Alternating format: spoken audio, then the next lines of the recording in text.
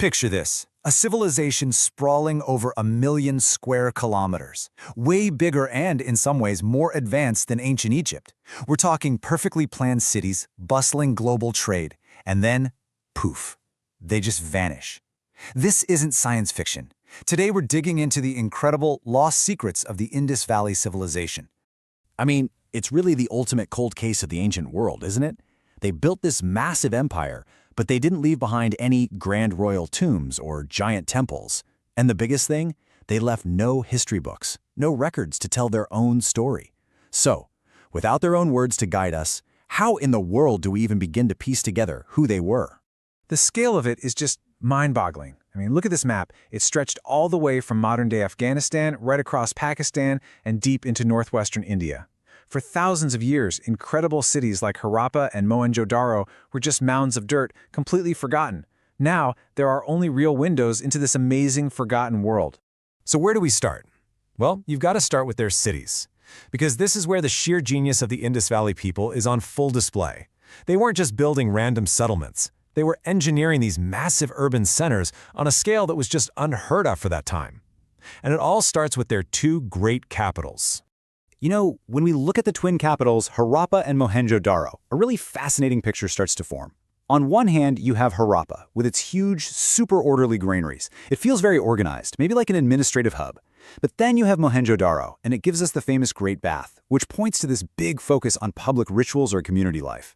Even their art tells different stories. The strong, formal male torso from Harappa feels totally different from the fluid, graceful dancing girl of Mohenjo-Daro. They weren't just carbon copies of each other. They were these two distinct, equally brilliant hearts of a very complex civilization. Okay, so these cities were architectural marvels, but they weren't just sitting there in isolation. No, they were the beating heart of this huge economic network. It was powered by industry and trade that reached all across the ancient world. So let's take a look at the engine that drove their prosperity. And right at the center of this whole network was a city called Lothal.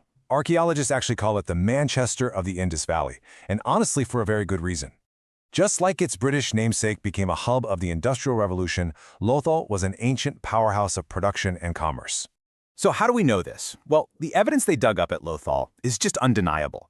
We're talking one of the world's earliest known man-made dockyards, which would have been bustling with ships. They even found these sophisticated instruments for navigation, proof that they were making some serious long-distance voyages. And finds like rice husks show they were trading essential goods, while these little game pieces, which look a lot like early chess, hint at this rich cultural exchange happening. This was no local market, folks. Lothal was a full-blown global port. But their engineering brilliance wasn't just for sailing the seas.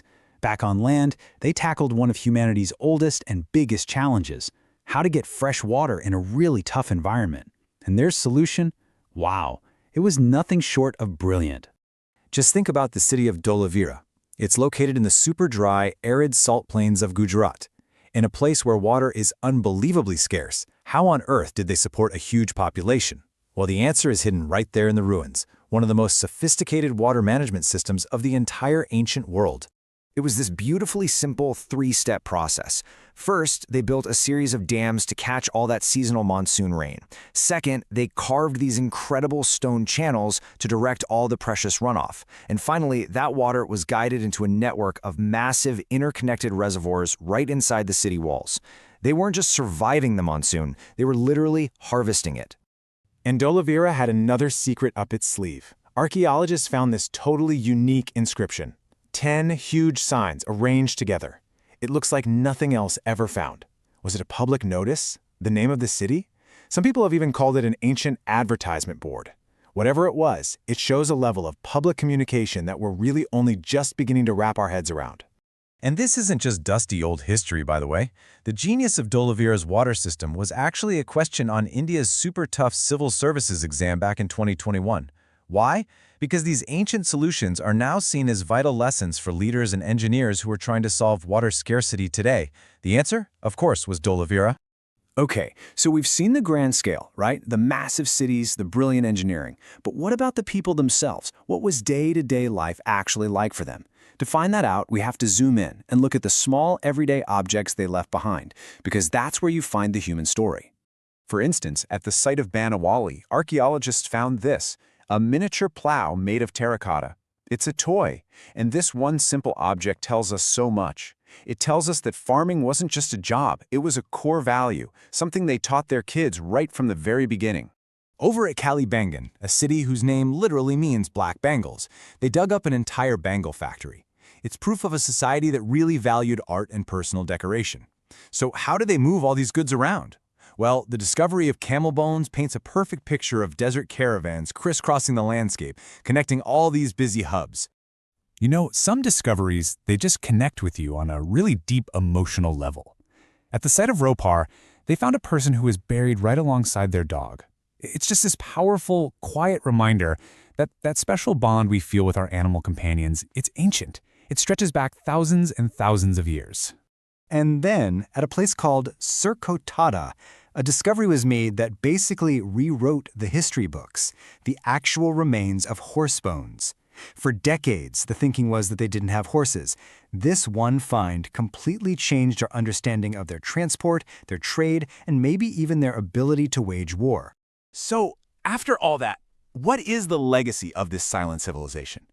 You won't find it written in any books, but it's all around us. It's actually embedded in the very foundations of how many of us live today. Yeah, their story is far from over. This exam question from 2014 asked how their urban planning still gives us ideas for our cities today. And the answer's everywhere. Standardized bricks, grid layouts for streets, sophisticated drainage systems. These aren't just ancient curiosities, they are foundational principles that modern city planners are still learning from. And that brings us right back to the final, haunting mystery. They engineered cities that could last for ages. They tamed rivers. They traded across oceans. And yet, their script remains one of history's greatest undeciphered codes. Why? Why would a civilization that was so advanced, so incredibly organized, never write down its own story? That is the ultimate secret of the Indus Valley.